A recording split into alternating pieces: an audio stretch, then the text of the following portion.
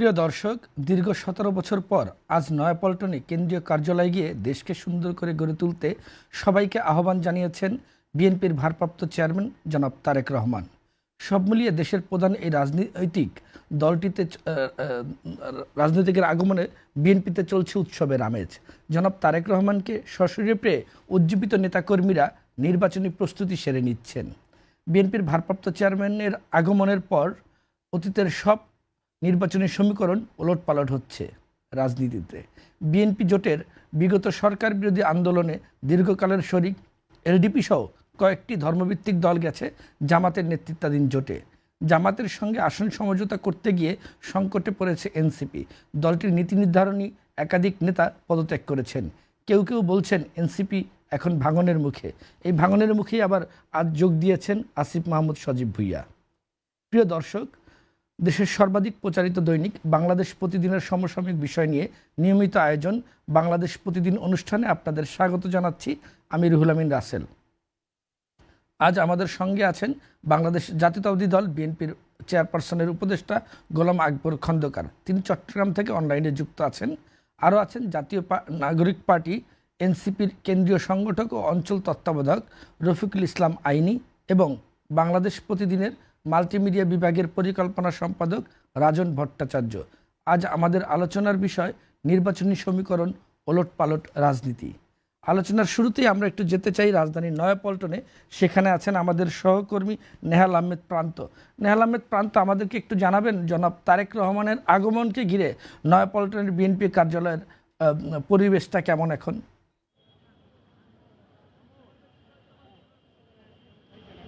এবং নেতাকর্মীদের মাঝে উচ্ছ্বাস উদ্দীপনা কেমন? আপনারা জানেন যে বেগম খালেদা জিয়ার পুত্র তারেক রহমান কিন্তু এসেছেন প্রায় ১৭ বছর পরে কিন্তু এসেছেন বিএনপির পার্টি অফিস, যেটি সেই পার্টি অফিসে। এবং পার্টি অফিসের আমরা দেখছি যে নেতাকর্মীদের কিন্তু জমায়েত হতে শুরু করেছে। যদিও বিএনপির পক্ষ থেকে কোনো ধরনের আনুষ্ঠানিকতা ছিল না এখানে, বা বিএনপির পক্ষ থেকে কোনো কর্মসূচি ঘোষণা করা ছিল না, তবে তারেক রহমানের আগমন ঘিরে কিন্তু আমরা দেখেছি যে বিএনপির যে অসংখ্য নেতাকর্মীরা কিন্তু এখানে এসে জমায়েত হয়েছেন বিকালের পর থেকেই। আরেকটি বিষয় যদি জানিয়ে রাখতে চাই, তারেক রহমান এখন পর্যন্ত বিএনপির যে পার্টি অফিস, সেই পার্টি অফিসের ভেতরেই রয়েছেন, তবে কিছুক্ষণের মধ্যেই তিনি বের হবেন বলে যতটুকু আমরা জানতে পেরেছি। আমরা একজন বিএনপির কয়েকজন নেতাকর্মীর সাথে এখানে একটু কথা বলতে চাই। প্রথমে একটু কথা বলতে চাই, আমার পাশে একজন রয়েছেন যিনি বিএনপির যুক্তরাজ্যের বিএনপির একজন সদস্য এবং সাবেক যুব দলের নেতা এবং ছাত্র দলের নেতা। আমরা একটু তার সাথে একটু কথা বলতে চাই। প্রথমে একটু আপনার কাছে জানতে চাই যে আপনি তো দীর্ঘদিন যাবৎ যুক্তরাজ্যে ছিলেন, দেশে এসেছেন, সব মিলিয়ে একটু আপনার অনুভূতি জানতে চাই। ১৭ বছর পরে তারেক রহমান পার্টি অফিসে এসেছেন, প্রবেশ করেছেন, সব বিষয় নিয়ে একটু আপনার কাছে আপনার অনুভূতিটা একটু জানতে চাই। ধন্যবাদ বাংলাদেশ প্রতিদিন। এখানে আপনারা জানেন গত দুদিন আগে দেশনায়ক জনাব তারেক রহমান প্রায় দীর্ঘ ১৭ বছর পরে বাংলাদেশে এসেছেন। এখানে আমরা নেতাকর্মী সহ সাধারণ মানুষ উৎফুল্ল ছিলাম, আনন্দিত ছিলাম। এসেই উনি প্রথমে একটি সমাবেশ করেছেন ৩০০ ফিটে, যেখানে আমাদের মূল বক্তব্য ছিল ওনার কাউকে নিয়ে মন্তব্য করেননি। উনি দেশ গঠনের জন্য উনি প্ল্যান দিয়েছেন, যেটা উনি বলেছেন I have a plan, we have a plan. সেই প্ল্যান বাস্তবায়নের জন্য ইতিমধ্যে ২০২৩ সালে যে ৩১ দফা দিয়েছিলেন, সেই ৩১ দফাকে উনি বাস্তবায়ন করবেন আমাদের হাজার হাজার নেতাকর্মীদের নিয়ে, সাধারণ জনতাকে নিয়ে। উন্নয়নশীল দেশ নিয়ে একটি উন্নত দেশে পরিণত করবেন। ঠিক পর্যায়ক্রমে উনি গতকাল চেয়ারপারসনের অফিসে গিয়ে অফিস করেছেন। সেখানে অনেক নেতাকর্মী বা ওনার ঢাকা ১৭ আসনের নেতাকর্মীরা দেখা করেছেন। সেই একই ধারাবাহিকতায় আজকে উনি আমাদের প্রধান কার্যালয় পল্টন পার্টি অফিসে এসছেন, উনি অফিস করছেন এবং আমরা হাজার হাজার সাধারণ নেতাকর্মী সহ বিভিন্ন পর্যায়ের সাধারণ জনতা এখানে অবস্থান করছি। উনি আসবেন, আমরা ওনাকে দেখব। তো আমি একটি মেসেজ যেটা আমি দিতে চাচ্ছি, আমি নিজেও যুক্তরাজ্য থেকে আমাদের প্রিয় চেয়ারম্যান মহোদয়ের সঙ্গে এসেছিলাম। আমরা সেটি উপলব্ধি করেছি যে উনি কীভাবে দেশ গঠন করতে চায়, বা প্লেনে থাকাকালীন উনি যা করছিলেন বা যতটুকু আমরা দেখতে পেয়েছি, বুঝতেছিলাম উনি এসে কি বলবেন, কি করবেন, বা ওনার মিশনটা কী এবং কীভাবে বাস্তবায়ন করবেন সেটাই নিয়ে উনি চিন্তিত ছিলেন, আলাপ আলোচনায় ছিলেন। সেই জিনিসটা উনি বাস্তবায়ন করবেন আপনাদের আমাদের সকলকে নিয়ে। দেশে নিয়ে অনেক কিছু উনি ভুলে যাবেন, আমি যতটুকু দেখেছি আমরা সেটা উপলব্ধি করছেন। উনি সব ভুলে গিয়ে আগামী বাংলাদেশকে কীভাবে সামনে এগিয়ে নিয়ে যায় এবং সেটি বাস্তবায়ন করা যায় সেটি উনি করবেন। এবং সব ভুলে আমাদের নেতাকর্মীদের জন্য রাজনীতি অনেক কঠিন হয়ে যাবে আমি ব্যক্তিগতভাবে বিশ্বাস করি। এবং আজকে দেখছেন উনি ফলো করছেন রাস্তায় মানুষ যেতে পারছেন কি না, সে ওইখান থেকে নির্দেশনা দিয়ে দিচ্ছেন যাতে রাস্তা ক্লিয়ার হয়ে যায়, আপনারা যাতে যেতে পারেন। এভাবে প্রত্যেকটা জায়গায় উনি প্রোটোকলের দিকে হয়তো উনি তাকাবেন না, তাকাবেন জনগণের দিকে। আমরা হয়তো অনেক নেতাকর্মী যেভাবে নির্যাতিত হয়েছিলাম রাজপথে, নির্যাতিত হব না, হয়তো কষ্ট পেতে পারি, কিন্তু আবার আমাদেরকেও বাঁচিয়ে রাখবেন, দেশ সমাজকে উনি বাঁচিয়ে রেখে একটি উন্নয়নশীল দেশ গঠন করবেন ইনশাআল্লাহ। সকলকে ধন্যবাদ। আমরা একটু আরো একজনের সাথে, আরেকজন নেতাকর্মীর সাথে একটু কথা বলতে চাই। আপনার কাছে একটু জানতে চাই যে এই যে তারেক রহমান আজকে এসেছেন পার্টি অফিসে, যদিও দলীয় কোনো কর্মসূচি আজকে ঘোষণা ছিল না, এরপরেও আমরা দেখছি অসংখ্য নেতাকর্মীর যে জমায়েতটি, এই জমায়েতের পেছনের ঘটনা কি, বা এই যে তারেক রহমানকে সামনাসামনি আজকে দেখলেন, এই অনুভূতিগুলো একটু জানতে চাই আপনার কাছে। দীর্ঘ 17 বছর পরে দেশে ফেরার, গত 25 তারিখে দেশে ফিরেছেন। এর আগে দীর্ঘ 15.5 বছর আমাদের ফ্যাসিস্ট হাসিনা আমাদেরকে বিভিন্নভাবে দমন নিপীড়ন করেছেন, এবং এই দমন নিপীড়ন করার পরে আমাদের নেতাকর্মীরা দীর্ঘ 17 বছর পরে জনাব তারেক রহমান দেশে আসাতে আমাদের নেতাকর্মীরা খুবই উৎফুল্ল এবং উজ্জীবিত। গত 25 তারিখে 60 ফিটে, কারো কারো মতে 1,20,00,000, কারো কারো মতে 80, ঠিক আছে 300 ফিটে লোক জমায়েত হয়েছে, এবং আমরা নিজেরাই তার 2 দিন আগের থেকে রাত জাগা শুরু করেছি এবং 2 ঘন্টা 3 ঘন্টা ঘুমেছি। মানে আমাদের উচ্ছ্বাসটা এত বেশি ছিল যে আমাদের নেতা আমাদের মাঝে এসেছে এবং আমাদের ঘরে ফিরবে, এই আনন্দেই আমরা সবাই উৎফুল্ল ছিলাম। এবং গত 2-3 দিন প্রোগ্রাম বিভিন্ন মাজারে এবং স্মৃতিসৌধে এবং হাদির কবর জিয়ারতের মাধ্যমে প্রোগ্রাম শেষ করে আজকে হঠাৎ করে এই প্রোগ্রাম, এবং আমরা হঠাৎ করেই সবাই এখানে এসেছি। আমরা আগামী বাংলাদেশ বিনির্মাণে 31 দফা ইয়ে করার জন্যে আমরা এইখানে আমাদের নেতা আমাদেরকে বিভিন্নভাবে উজ্জীবিত করছেন, এবং আমাদের যাতে আমরা আগামীতে তার সাথে আমাদের নেতাকর্মী যারা আছি সবাই মিলে তার সাথে এই 31 দফা বাস্তবায়নের জন্য আমরা যাতে কাজ করতে পারি, সেজন্য সে কাজ করে যাচ্ছেন। এবং আমাদেরকেও ওইভাবেই আজকের বিভিন্ন ইস্যে, যেটা রাস্তাঘাট পরিষ্কার করে যানবাহন চলাচলের জন্য সুযোগ করে দেওয়ার জন্য বলেছেন, এবং আমরা যাতে আগামীতে সুন্দর এবং ভালো বাংলাদেশ বিনির্মাণে সহায়তা করতে পারি, এবং আমাদের এই আশা রেখেই আমাদের নেতার শুভকামনা এবং আরও দীর্ঘায়ু কামনা করে শেষ করছি। ধন্যবাদ আপনাকে। যেমনটি শুনছিলেন যে বিএনপির নেতা কর্মীরা যেমনটি বলছিলেন যে কেন তারা এসেছেন এখানে, এবং আরেকটি যে বিষয় সেটি যেমনটি শুনছিলেন যে 17 বছর পরে নয়াপল্টনের যে কার্যালয়টি রয়েছে বিএনপি, সেই কার্যালয়ে কিন্তু পা রেখেছেন তারেক রহমান। সব মিলিয়ে এই মুহূর্তে কিন্তু এক ধরনের উৎসব আমেজ কিন্তু বিরাজ করছে পুরো নয়াপল্টন জুড়ে। যদিও রাস্তাঘাট বা এই যে নয়াপল্টনের বিএনপি যেই পার্টি অফিসের সামনের রাস্তা যাতে কোনো ধরনের যানজট সৃষ্টি না হয়, এই জন্য কিন্তু তারেক রহমান শুরুতে এসেই কিন্তু সকালের উদ্দেশ্যে কিন্তু বলেছিলেন। তো নয়াপল্টন থেকে আমার কাছে এই ছিল সর্বশেষ। অসংখ্য ধন্যবাদ নেহাল আহমেদ প্রান্ত। আমরা আমাদের মাঝে আজকে অতিথি হিসেবে উপস্থিত আছেন, কিছুক্ষণের মধ্যে অনলাইনে যুক্ত হচ্ছেন গোলাম আকবর খন্দকার, তিনি বিএনপির উপদেষ্টা আছেন, রফিকুল ইসলাম আইনি কেন্দ্রীয় সংগঠক এনসিপি, এবং রাজন ভট্টাচার্য পরিকল্পনা সম্পাদক বাংলাদেশ প্রতিদিন মাল্টিমিডিয়া। আমি শুরুতেই রাজন ভট্টাচার্য আপনার কাছে যেতে চাই, যেটি নেতাকর্মীরা বলছিলেন বিএনপির যে সব ভুলে গিয়ে তারেক রহমান এগিয়ে যেতে চান, প্রোটোকল নয় জনগণই তারেক রহমানের অগ্রাধিকার। তারেক রহমানের দেশে ফেরার পর বিএনপির যে সাংগঠনিক প্রস্তুতি এবং নির্বাচনী কৌশল কোন ধরনের প্রভাব ফেলতে পারে বলে আপনি মনে করেন? দেখুন, দীর্ঘ সময় তিনি আসলে দেশে ছিলেন না। একটি রাজনৈতিক বাস্তবতার কারণে ওনাকে দেশের বাইরে থাকতে হয়েছে। ওনার কাছে মানুষের প্রত্যাশা কিংবা আগামীর রাজনীতির প্রত্যাশা কিন্তু অনেক বেশি, কারণ পরিবর্তিত রাজনৈতিক প্রেক্ষাপটে বাংলাদেশ এখন যে জায়গায় দাঁড়িয়ে আছে সেই জায়গায় হচ্ছে যে একটি শক্তিশালী এবং গণতান্ত্রিক রাজনৈতিক দলের কাছে তার ক্ষমতা যাওয়া কিংবা একটি রাজনৈতিক সুষ্ঠু পরিবেশ ফিরে আসা, সেই জায়গা থেকে এখন যে রাজনীতিতে যে পরিবর্তনের জায়গাটিকে হচ্ছে সেটি হচ্ছে যে বিএনপিকে ঘিরেই কিন্তু একটা বিরাট উত্তেজনা, রাজনৈতিক উত্তেজনা তৈরি হচ্ছে। বিশেষ করে ওনার আসা উপলক্ষে এই উত্তেজনাটুকু আমরা দেখছি।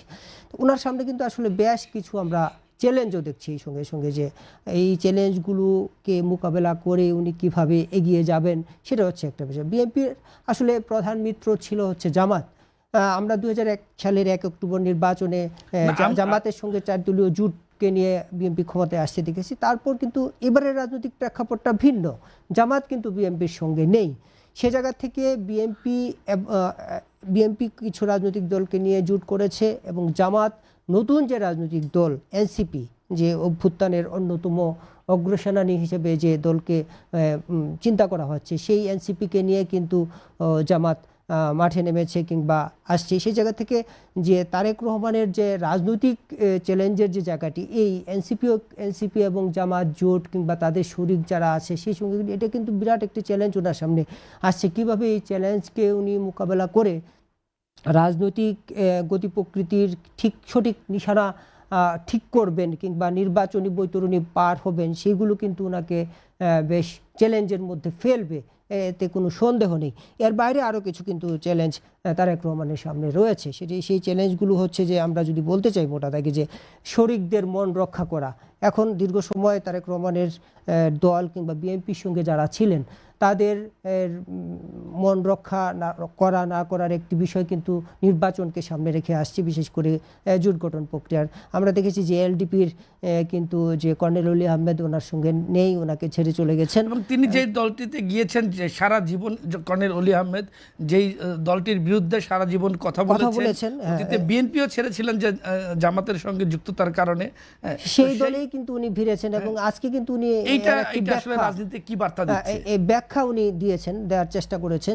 তিনি যেটি বলার চেষ্টা করেছেন সেটা হচ্ছে যে বিএনপির সঙ্গে আসন বনিবনা না হয় এবং বিএনপিকে উনি আশা করেছিলেন যে দীর্ঘ সময় বিএনপির পাশে ছিলেন, উনি বিএনপির প্রতিষ্ঠাতাদের একজন, ওনাকে যে সাদরে গ্রহণ করে যে আসনগুলো তাকে দেওয়ার কথা, সেই জায়গা থেকে উনি তার প্রাপ্য মর্যাদা অধিকারটুকু পাননি। এবং এই ব্যাপারে আসন সমঝোতার ব্যাপারে যে উনি বৈঠক করতে গিয়েছেন, সেই জায়গাতে উনি অনেকটা ইনসাল্টিং হয়েছেন। বিএনপির সঙ্গে একটা স্বার্থগত দ্বন্দ্বের কারণে উনি জামাতে গেছেন। কিন্তু মূল কথা হচ্ছে যে যিনি যাদের ব্যাপারে সোচ্চার ছিলেন, অর্থাৎ মুক্তিযুদ্ধের ইস্যুতে, বিএনপির সঙ্গেও তিনি এই ব্যাপারে আপোষ করেননি। সে জায়গা থেকে তাকে নিয়ে এখন যে আলোচনাটা চলছে সেটা হচ্ছে তিনি হঠাৎ করেই কেন জামাতের পালে হাওয়া ফেরালেন, এবং এটার যে ব্যাখ্যা দিয়েছেন সেটার ব্যাখ্যার আসলে কর্নেল অলি আহমেদ এই যে উনি বলার চেষ্টা করেছেন যে প্রাপ্য মর্যাদা উনি পাননি, অর্থাৎ আসন বন্টনের ক্ষেত্রে ওনাকে প্রাপ্য অধিকারটুকু দেওয়া হয়নি সেটা। আর হচ্ছে যে তার সঙ্গে যে বৈঠক করা, এই ব্যাপারে চূড়ান্ত বৈঠক করার ব্যাপারেও উনি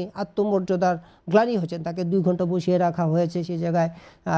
আসলে এই বিষয়টি গুরুত্বের সঙ্গে বিএনপি আসলে কখনো বিবেচনা করেনি, তাকে কিভাবে মর্যাদা দেওয়া হবে কিংবা জনাব তারেক রহমানের একটি বার্তা পেয়ে গেছি আমরা, যে সব ভুলে গিয়ে অতীতের যে তার প্রতি যে ধরনের দমন পীড়ন নির্যাতন, যেই কারণে তিনি দেশের বাইরে নির্বাসিত জীবনযাপন করেছেন, এবং নির্বাসনে থাকার পরেও গত 17 বছরে জনাব তারেক রহমানকে নিয়ে যেই ধরনের কথাবার্তা বলা হয়েছে, এসব কিছু ভুলে গিয়ে জনাব তারেক রহমান সামনের দিকে এগিয়ে যেতে চান। এইটা আমাদের রাজনীতির গুণগত পরিবর্তনে কি ভূমিকা পালন? নিশ্চয়ই এই বার্তাটুকু সত্যি রাজনীতিতে খুব ইতিবাচক আমার কাছে মনে হয়। কিন্তু হচ্ছে যে উনি যে কথাটি বলার চেষ্টা করেছেন, কথার বিশ্লেষণ, কিন্তু এই বিশ্লেষণের তাৎপর্য কিন্তু অনেক গভীরে থাকতে পারে। উনি একটি যে ভুলে যেতে চান, ওনার প্রতি যে অন্যায় যদি হয়ে থাকে, অবিচার হয়েছে, এটি একটি দৃশ্যমান চিন্তা কিংবা আমরা সাদা চোখে যেটা দেখছি। আবার সেই থেকে যে বিএনপি যখন রাষ্ট্র ক্ষমতা পরিচালনায় ছিল 2001 থেকে 2001-এর 1 অক্টোবর নির্বাচনের মধ্য দিয়ে 4 দলীয় জোট ক্ষমতায় ছিল, তখনকার যে ওনার বিরুদ্ধে যে অভিযোগগুলো ছিল কিংবা বিএনপির যে ভুল ত্রুটি চলার পথে সেইগুলো ছিল, সেইগুলোকে কাটিয়ে উঠে তিনি ভালোর দিকে যেতে চান, সাম্যের দিকে যেতে চান, গণতন্ত্রের দিকে যেতে চান। মানে আত্মবিশ্লেষণের জায়গাগুলোও কিন্তু এই কথার তাৎপর্য বহন করে।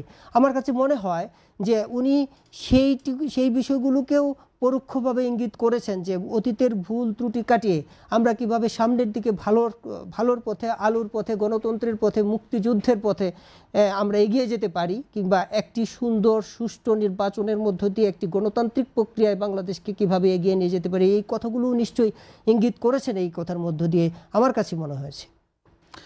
আমি একটু যেতে চাই জনাব রফিকুল ইসলাম আইনি আপনার কাছে, যে এনসিপির ভিতরে যে এক ধরনের দ্বন্দ্ব এবং জামাতের সঙ্গে জোটের ফলে ভবিষ্যতে কি এনসিপিকে দুর্বল করে দিচ্ছে কিনা, এবং এই জোটের ভবিষ্যৎ দুর্বল হচ্ছে কিনা আপনি কি মনে করেন?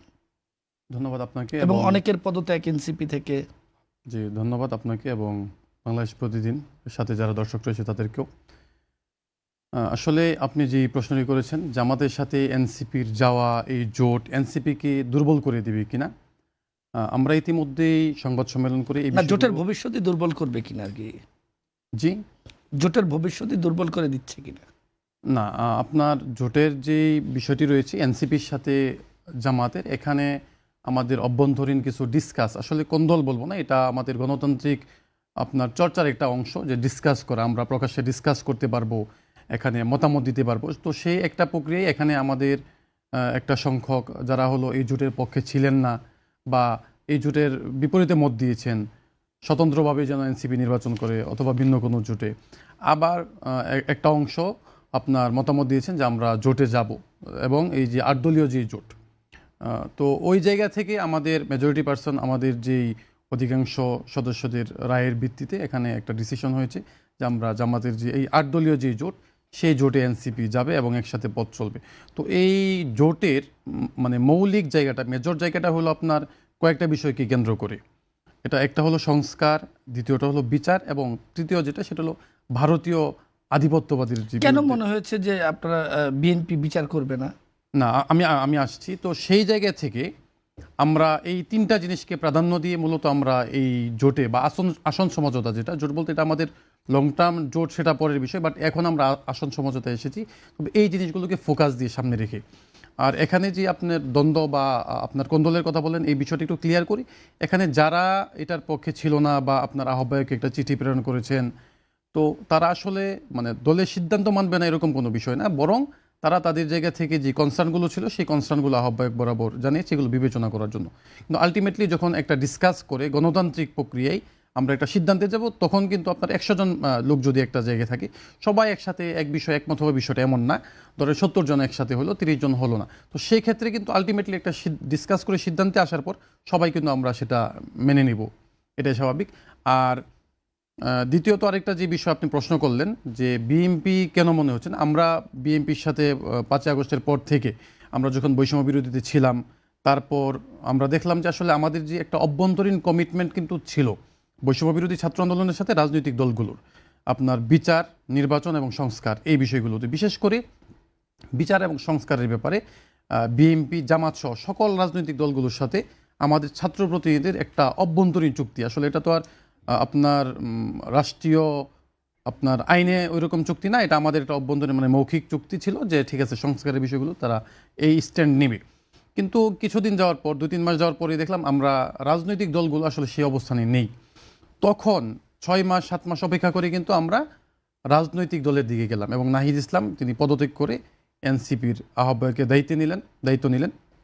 তো এরপর থেকে 5ই আগস্টের পরে এবং রাজনৈতিক দল গঠন হওয়ার পর থেকে আমরা বিভিন্ন দলের সাথে বসেছি।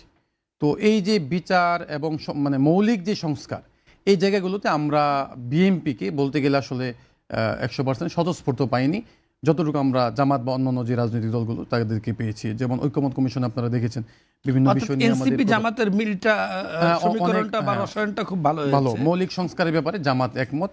তো আমরা আসলে যে বলছি নতুন বাংলাদেশ করব, নতুন বাংলাদেশ তৈরি করব, নতুন প্রজন্মের বাংলাদেশ, সেটা আসলে কি, আমরা এই যে মৌলিক সংস্কারগুলো যে চাচ্ছি এগুলো যদি হয়, তখন একটা স্থিতিশীল পরিবেশ কিন্তু বাংলাদেশে তৈরি হবে।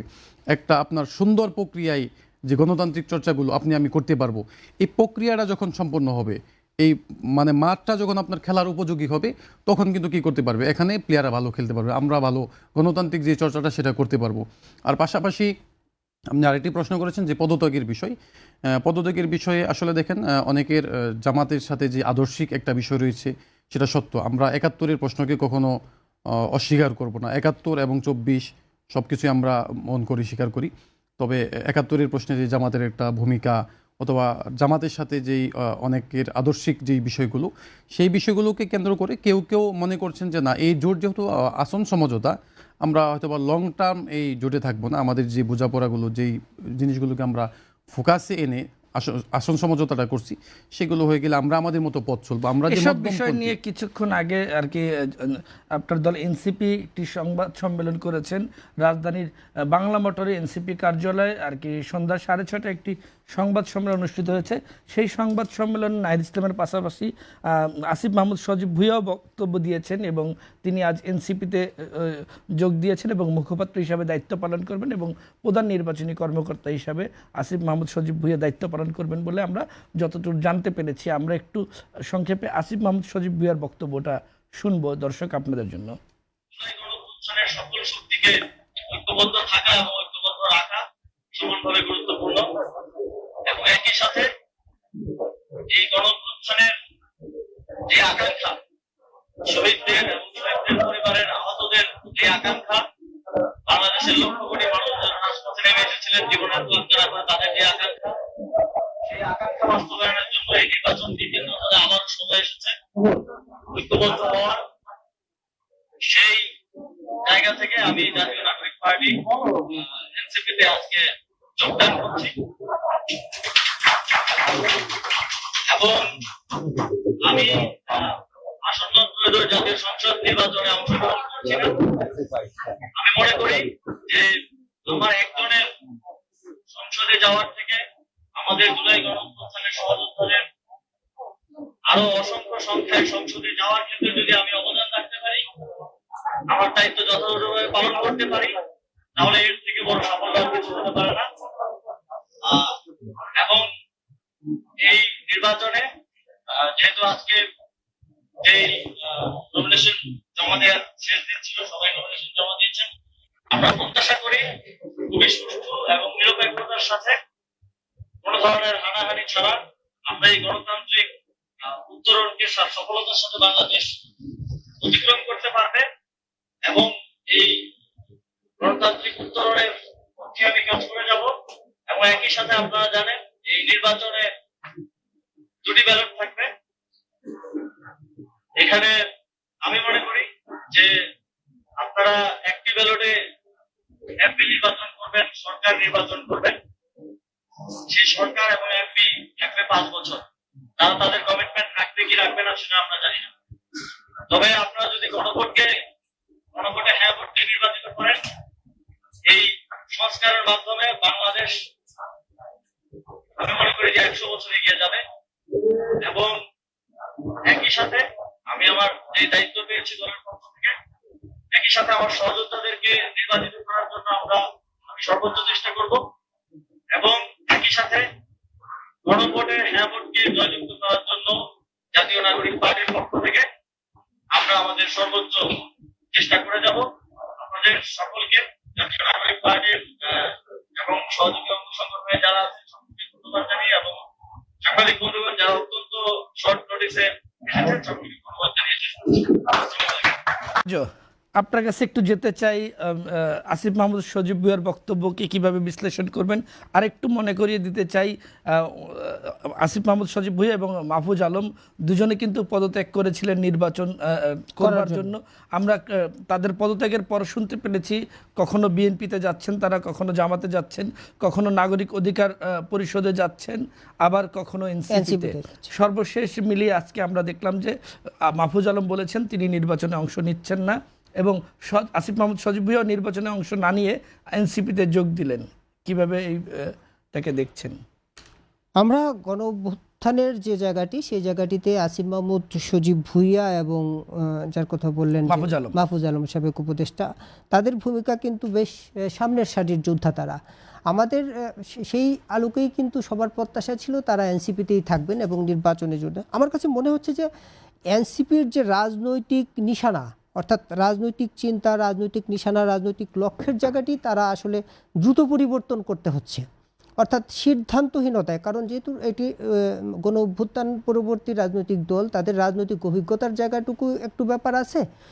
আরেকটি ব্যাপার হচ্ছে যে এই বড় বড় রাজনৈতিক দলগুলোর সঙ্গে কিভাবে পাল্লা দিয়ে তাদের ভবিষ্যৎ রাজনীতির কর্মপন্থা নির্ধারণ এবং টিকে থাকার যে বিষয়টি, সেই জায়গায় এই এই লক্ষ্য চূড়ান্ত করার জন্যই কিন্তু বারবার ওই পরিবর্তন আমরা কিন্তু দেখছি, এবং এই কখনো বলা হচ্ছে নির্বাচন করবেন, কখনো ক্যাম্পেইনে দেখছি ধানমন্ডিতে, কখনো বলছে বিভিন্ন দলে জয়েন করছেন, কখনো বলছে যে এখন উনি নির্বাচন পরিচালনা কমিটির দায়িত্ব পালন করছেন। এবং উনি দুটি কথা বলেছেন, সেটি হচ্ছে যে গণভোট এবং ভোট। আচ্ছা, গণভোটের যে বিষয়টি উনি বলার চেষ্টা করেছেন সেটি হচ্ছে যে গণভোট যদি হয়, সেটি যে জুলাই সনদ বাস্তবায়নের পক্ষে, অর্থাৎ বাংলাদেশকে সামনের দিনে এগিয়ে নেওয়ার জন্য যে জুলাই সনদ করা হয়েছে, যে পরিকল্পনা করা হয়েছে, সেটি চূড়ান্ত করার প্রক্রিয়ার মূল নির্ভর করছে কিন্তু এই গণভোট প্রক্রিয়া, অর্থাৎ ভোটের দিন।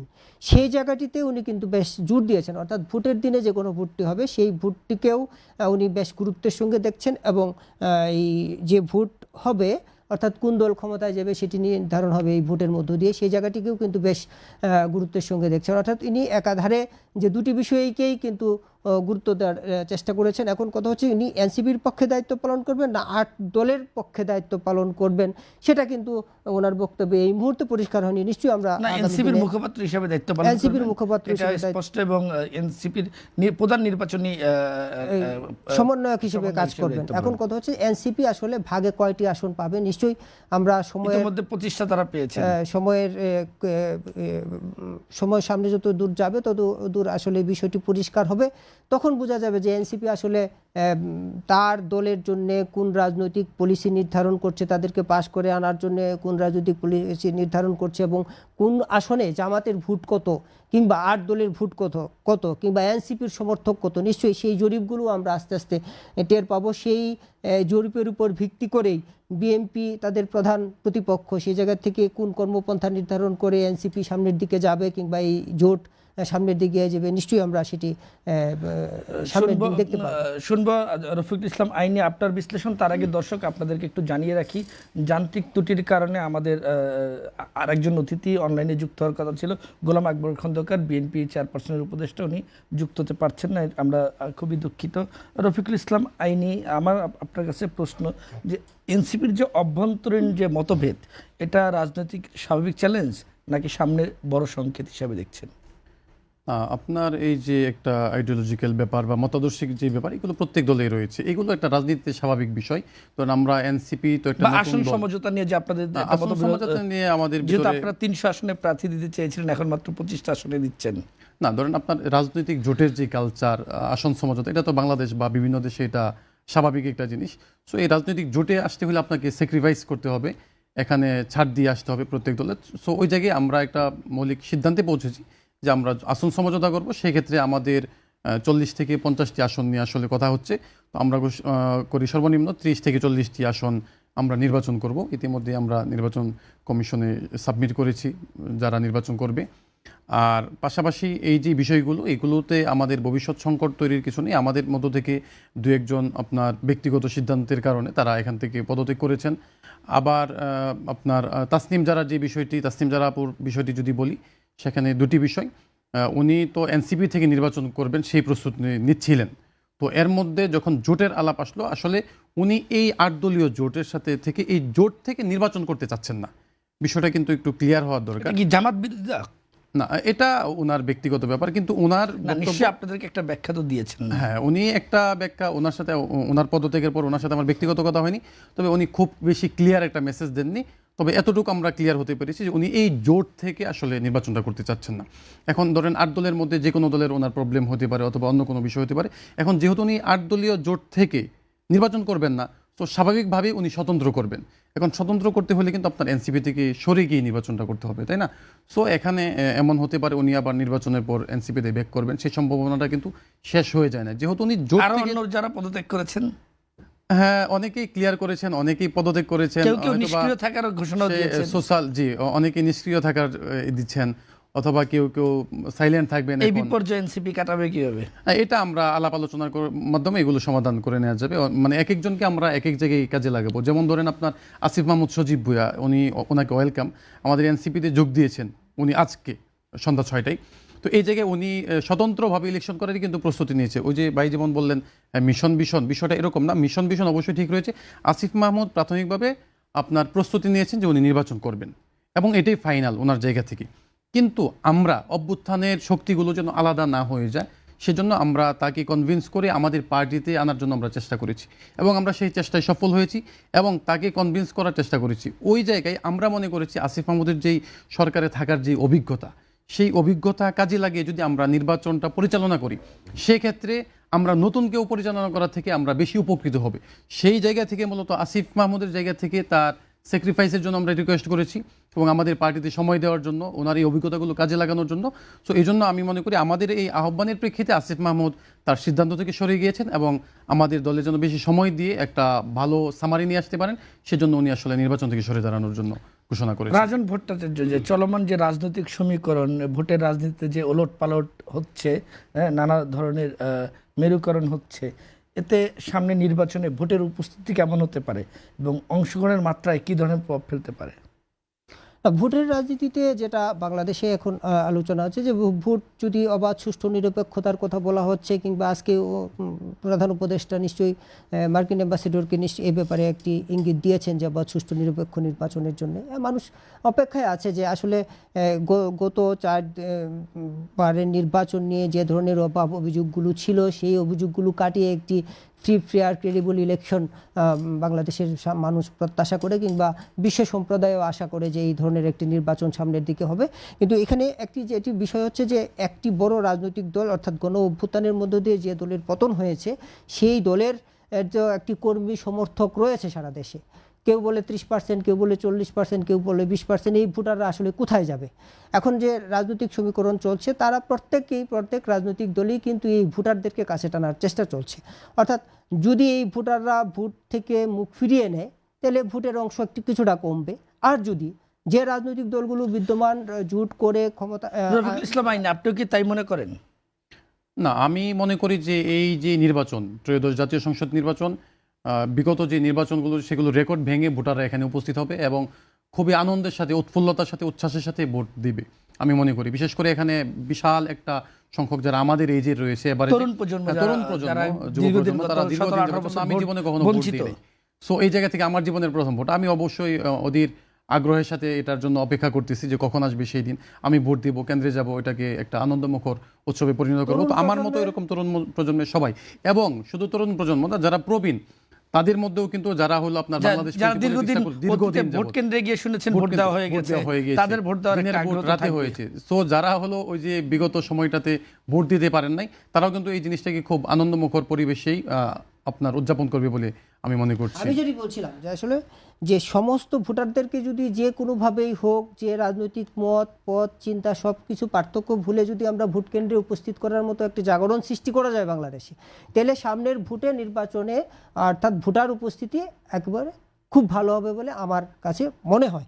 আমি যে আলোচনাটি করতে চাইছিলাম যে এনসিপির নিয়ে যে আলোচনাটি কিংবা সমালোচনাটি সোশ্যাল মিডিয়াতে চলছে, যে এনসিপি ভাঙন কিংবা এনসিপির রাজনৈতিক ভবিষ্যৎ, এই নিয়ে নানান কথাবার্তা হচ্ছে, কিংবা জামাতের সঙ্গে কিংবা 8 দলীয় জোটের সঙ্গে এনসিপি কেন গেল, এনসিপিকে নিয়ে যে মূল আলোচনাটি সোশ্যাল মিডিয়াতে চলছে যে তারা এমন একটি সময় জামাতের সঙ্গে জোট করার ঘোষণা দিয়েছে, এনসিপির অন্যান্য প্রার্থীরা তার আর মনোনয়ন দাখিল করার মতো তার আর সেই সময়টুকু, সুযোগটুকু দেয়নি।